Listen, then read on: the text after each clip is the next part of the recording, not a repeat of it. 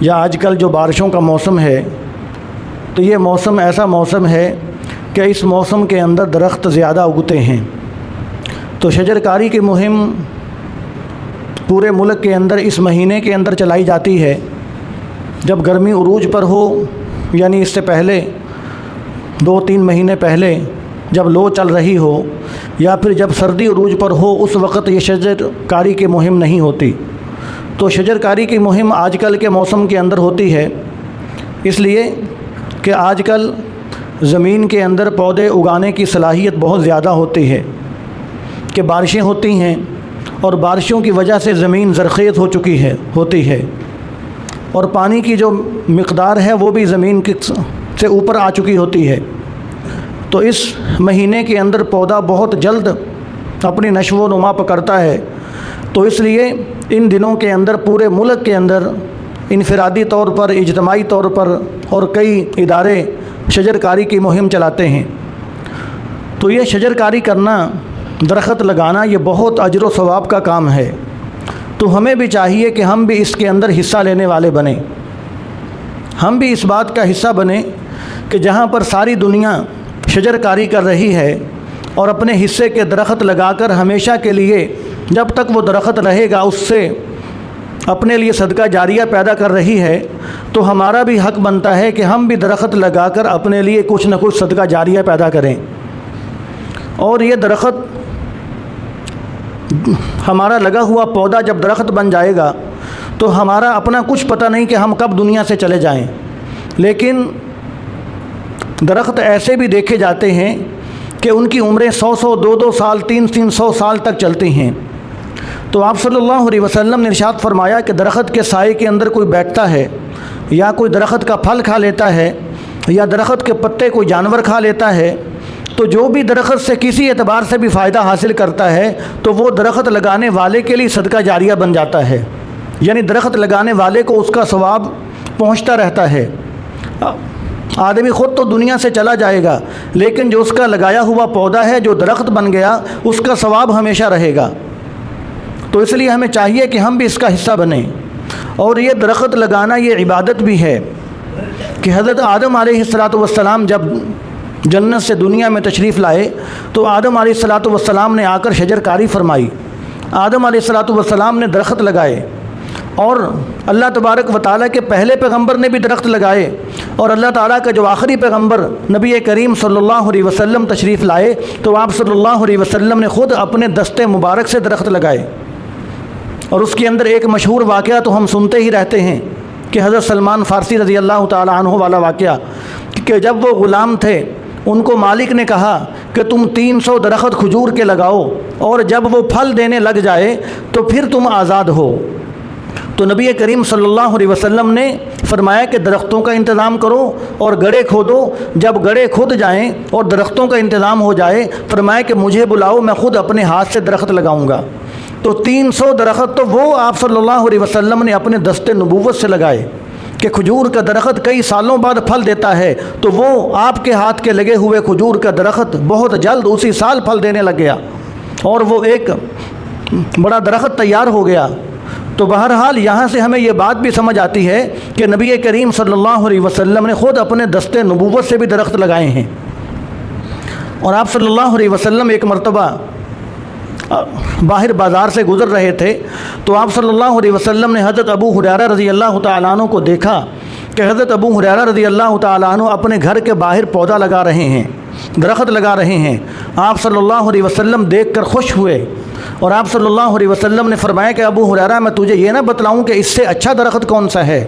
فرمایا کہ اس سے اچھا درخت سبحان اللہ کہنا ہے، الحمدللہ کہنا ہے، اللہ اکبر کہنا ہے، یعنی تم وہ کہو گے تو تمہارا جنت کے اندر بھی درخت لگ جائے گا۔ تو آپ صلی اللہ علیہ وسلم نے اس درخت کو دیکھ کر بھی خوشی کا اظہار فرمایا، اور ساتھ ذرا آخرت کی طرف توجہ بھی دلوا دی کہ یہ کام بھی بہت اچھا کر رہے ہو، اور اس کے ساتھ ساتھ ذکر بھی جاری رکھو تاکہ جنت کے اندر بھی درخت تمہارے لگتے جائیں۔ تو حضرت ابو ہریرہ رضی اللہ تعالیٰ عنہ کو دیکھ کر آپ خوش ہوئے، تو معلوم ہوا کہ صحابہ کرام نے بھی درخت لگائے۔ تو یہ ایسا عمل ہے کہ جو انبیاء علیہ السلام کی سنت ہے اور صحابہ کرام کی سنت ہے، تو اس لیے درخت لگانا یہ عبادت ہے۔ ضرورت تو ہے ہی ہے انسان کی، جانوروں کی، ہم سب کی ضرورت تو ہے ہی ہے، لیکن ضرورت بعد میں ہے، یہ عبادت پہلے ہے۔ تو اس لیے ہمیں چاہیے کہ اس مہم کے اندر ہم خود بھی اس سال بھی اور آئندہ سال جب بھی ہماری زندگی ہو تو ہمیں اس مہم کا حصہ بننا چاہیے۔ اور پھر پہلے دور کے اندر یہ ہوا کرتا تھا کہ ملک شام کے اندر کہ اگر کوئی کسی کے پاس مہمان آتا تو وہ مہمانی کے طور پر ان کے پاس پودے لے کر آتا، جس طرح آج کا رواج ہے کہ کوئی کسی کے پاس مہمان آیا تو وہ مہمان آیا تو وہ میزبان کے پاس فروٹ کا شاپر لے کر آتا ہے یا مٹھائی کا ڈبہ لے کر آتا ہے۔ تو اس دور کے اندر ملک شام کے اندر یہ پہلے رواج یہ تھا کہ اگر کوئی مہمان کسی کے پاس آتا تھا تو وہ کچھ اچھے اچھے پودے لے کر آتا تھا، اور جو میزبان ہوتے تھے وہ مہمان سے پودوں کو وصول کر کے بڑی خوشی کے ساتھ اپنے گھر کے آس پاس لگا دیتے تھے، اور مہمان خوش ہوتا تھا کہ میں یہاں پر اپنی نشانی چھوڑ کر جا رہا ہوں، اور وہ میزبان بھی خوش ہوتے تھے کہ اے مہمان، آنے والے مہمان، جب تک یہ درخت سلامت رہیں گے، یہ پھل دیتے رہیں گے، یہ سایہ دیتے رہیں گے، ان کے پتوں سے جانور فائدہ حاصل کرتے رہیں گے، اس وقت تک یہ درخت ہمارے پاس تمہاری نشانی رہیں گے۔ تو مہمان کی یاد بھی تازہ رہتی اور میزبان بھی خوش رہتا، اور انسان کی اور جانوروں کی ہر ایک کی ضرورت بھی پوری ہوتی۔ اور ایک ملک ہے، ہالینڈ ملک ہے، تو اس ملک کے اندر پہلے یہ قانون بنا دیا گیا تھا کہ جب بھی کوئی بچہ پیدا ہوگا تو والدین کے ذمے یہ ضروری ہے کہ والدین اپنے اس بچے کے نام کا ایک پودا لگائیں گے اور پودا لگا کر حکومت وقت کو اطلاع کریں گے۔ انہوں نے اس بات کو لازم قرار دے رکھا تھا، اور اس بات کو جس طرح آج کل لازمی ہے کہ گھر میں کے اندر بچہ پیدا ہوتا ہے تو اس کا یونین کونسل کے اندر اندراج کروایا جائے، اس کا بے فارم بنوایا جائے، اس کا بڑا جب ہو جائے تو اس کا شناختی کارڈ بنوایا جائے۔ جس طرح یہ چیز ہمارے ملک میں لازمی ہے، تو ویسے انہوں نے اپنے ملک کے اندر اس بات کو قانون بنا دیا تھا کہ جس کے گھر بچہ پیدا ہوگا تو والدین کے ذمے یہ ضروری ہے کہ وہ اس بچے کی طرف سے ایک پودا لگائیں اور اس پودے کی دیکھ بھال کریں، اور پھر وہ حکومت وقت کو اطلاع کریں کہ جی ہم نے بچے کے نام کا پودا لگا کر اپنی ذمہ داری پوری کر دی۔ تو جب جس ملک کے اندر یہ ہوگا کہ ہر بچے کے ہر فرد کے نام کا اس کی طرف سے ایک پودا لگایا جا رہا ہوگا تو اس ملک کے اندر حبس بھی ختم ہوگی، اس ملک کے اندر گرمی بھی کم ہوگی، اور اس ملک کا موسم خوشگوار بھی ہوگا، وہ ملک سرسبز بھی ہوگا، اور اس ملک کے باشندوں کو آکسیجن بھی وافر مقدار کے اندر فراہم ہوگی۔ اب مثال کے طور پر سائنس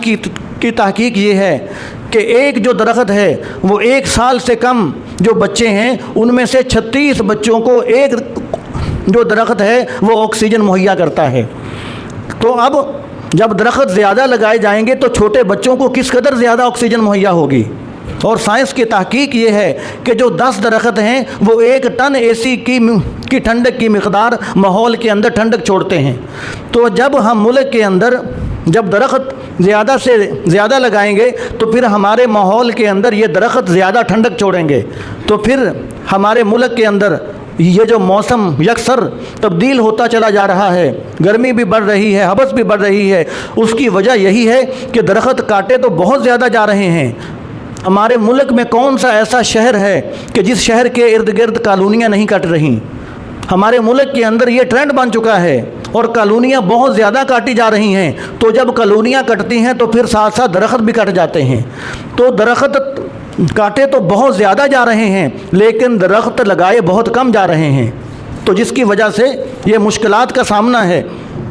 تو جس طرح میں نے پہلے عرض کیا کہ یہ درخت لگانا عبادت بھی ہے اور یہ درخت لگانا ضرورت بھی ہے۔ ہم خود اپنے آپ کو دیکھ لیں کہ ہم جب بازار جاتے ہیں یا کسی جگہ پر باہر ہوں تو ہم نے موٹر سائیکل یا گاڑی روکنی ہو تو ہم کوئی نہ کوئی سایہ تلاش کر رہے ہوتے ہیں،